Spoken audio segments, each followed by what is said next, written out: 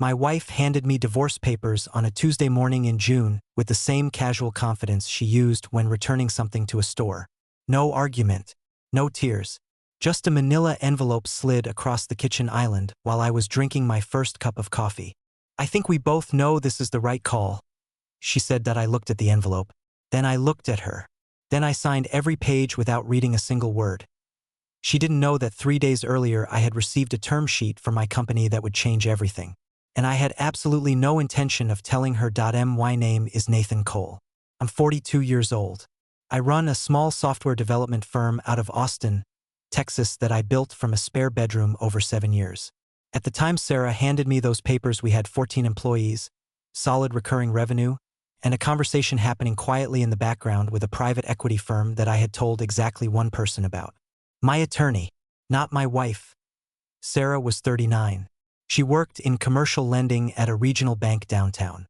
Sharp, ambitious, always dressed like she was interviewing for a promotion she already deserved. We had been married for 9 years. No kids.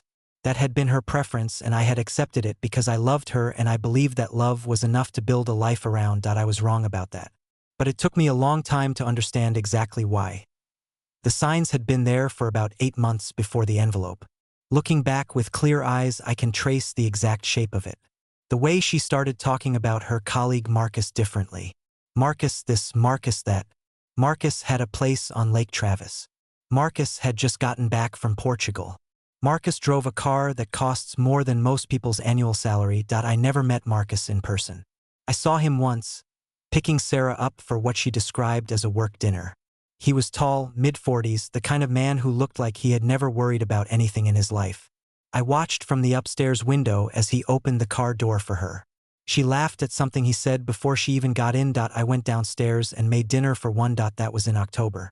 By March, she had stopped pretending the dinners were work-related. By May, she had started sleeping in the guest room without explanation.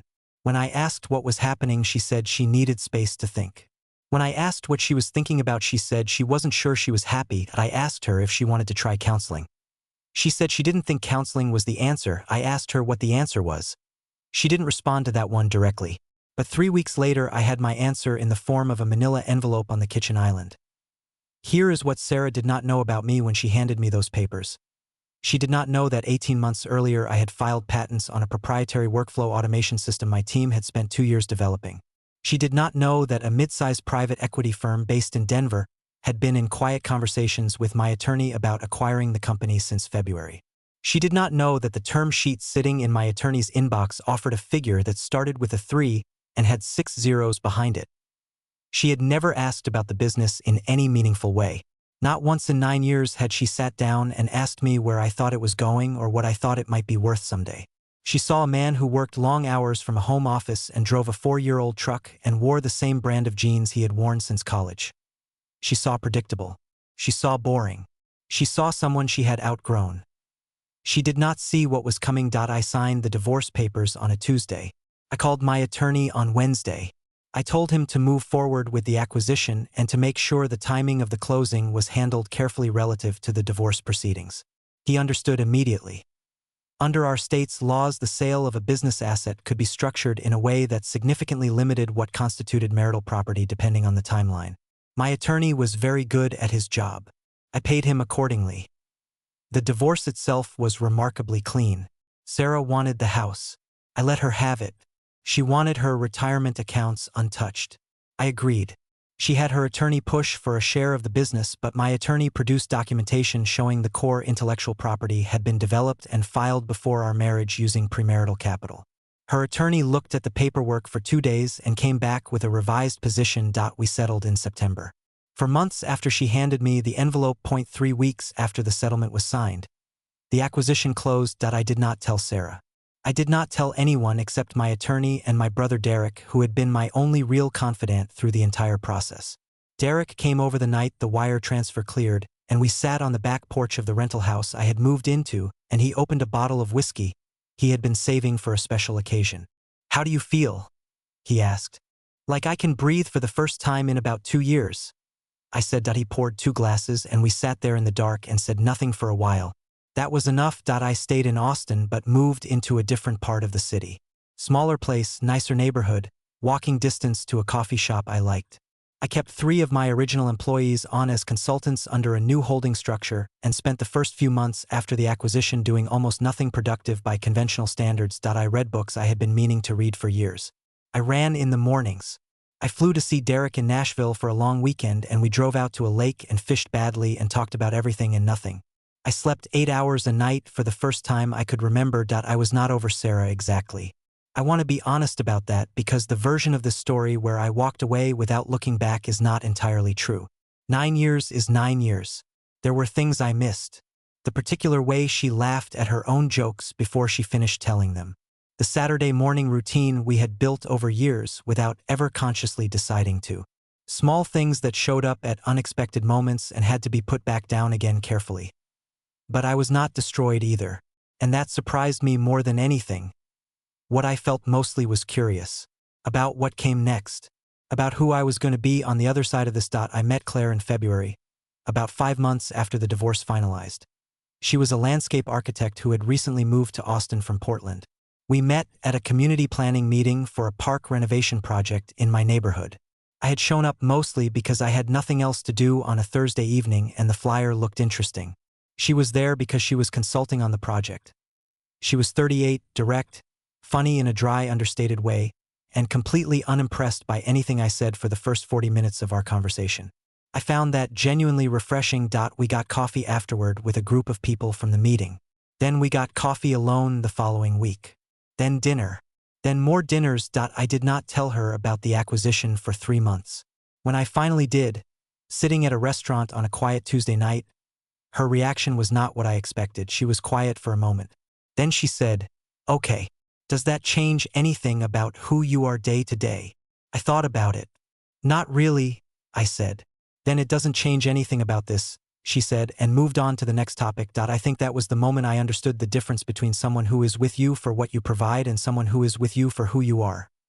The call from Sarah came on a Thursday afternoon in April.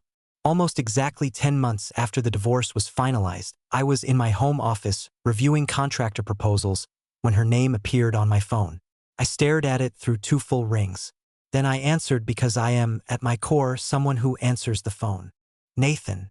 Her voice was different, smaller somehow. The confident edge was gone. "Sarah." A pause. "I heard about the company. About the sale." I said nothing. "I had no idea," she continued. "I genuinely had no idea what you were building." "I know," I said. Another pause, longer this time. "Marcus and I ended things a few months ago. It just..." She stopped. "It wasn't what I thought it was going to be." I had heard this already through mutual friends. Marcus had apparently moved on to someone else relatively quickly after Sarah had left her marriage for him. The stability she had found boring in me had turned out to be something she missed when it was gone. "I'm sorry to hear that," I said. I meant it. Not deeply, but genuinely. "Nathan, I made a mistake." Her voice cracked slightly on the last word. "I think I made a very serious mistake and I don't know what to do with that." I sat with the phone against my ear and looked out the window at the street below.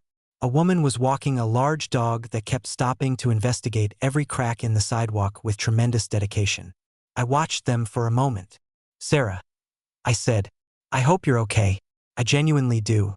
But I've moved on. I'm with someone. I'm happy in a way that I don't think I was for a long time before everything happened." Silence. "I don't think there's anything to go back to," I said. "And I don't think you'd actually want to if you thought about it honestly. I think you're lonely right now and that's real. But lonely isn't the same as wanting me specifically." She didn't answer right away. When she did, her voice was very quiet. "You're probably right," she said. "Take care of yourself," I said. "I mean that." I ended the call and sat there for a minute. Then I went back to the contractor proposals. Claire and I got married the following October. Small ceremony. 14 people in Derek's backyard in Nashville. She wore a dress she had found at a vintage shop in East Austin and looked more beautiful than anything I had ever seen. Derek gave a toast that was 3 minutes long and made everyone at the table laugh and then go quiet in the way that good toasts do. Our daughter was born the June after that. We named her June, which Claire thought was almost too on the nose but ultimately decided she loved. I do not know what Sarah is doing now. I heard through someone we both used to know that she had moved to a different city and started over somewhere new. I hope it is going well for her. I do not think about it often. What I think about instead is this. The Tuesday morning she slid that envelope across the kitchen island, I felt like the floor had dropped out from under me. Not because I didn't see it coming, but because seeing something coming doesn't make it hurt less when it arrives. What I did not know on that Tuesday morning was that the floor dropping out was not the end of something. It was the beginning of something else entirely. Something I could not have found if I had stayed in the life I had been quietly settling for. She called it an upgrade. She was not wrong. She just had the direction backwards. Derek called me on a Sunday morning last month. June was asleep in the next room. Claire was in the garden pulling up the last of the summer plants to make room for whatever she had decided to put in next. I was drinking coffee on the back steps watching her work. "How's it going?" Derek asked. I looked at Claire kneeling in the dirt, hair pulled back, completely focused on what she was doing. June's small sounds coming through the baby monitor on the step beside me. "Really good," I said. "It's going really good." He laughed. "Yeah," he said. "I can hear that." Sometimes the person who walks out thinking they're leaving you behind is actually just clearing the way. You don't have to chase what's walking away. Build what's worth staying for. The rest takes care of itself.